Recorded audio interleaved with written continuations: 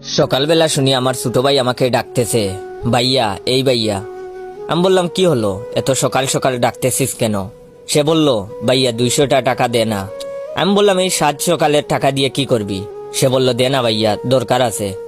আমি বললাম আগে বল কি দরকার, তারপর দিব। সে বলল বলতে পারবো না, টাকাটা খুব দরকার, আমার লাইফের প্রশ্ন ভাইয়া।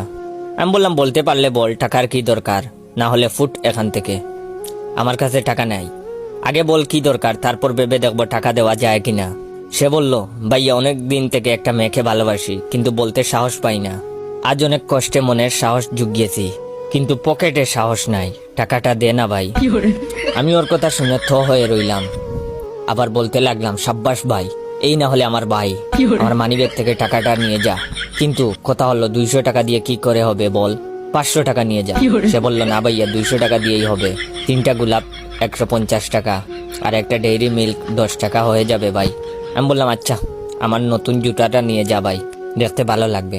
আর শুন, যদি প্রপোজ করার পর রাজি না হয় তাহলে কোনো কথা নাই, উদুম খেলানো শুরু করবি। সে বলল দোয়া করবেন ভাই, যেন সফল হয়ে বাড়ি ফিরতে পারি। আমি বললাম বেস্ট অফ লাক ভাই।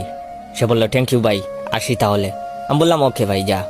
ছোট ভাইকে বিদায় দিয়ে ঘুম থেকে উঠলাম। যাই হোক, এবার ফ্রেশ হয়ে আসি।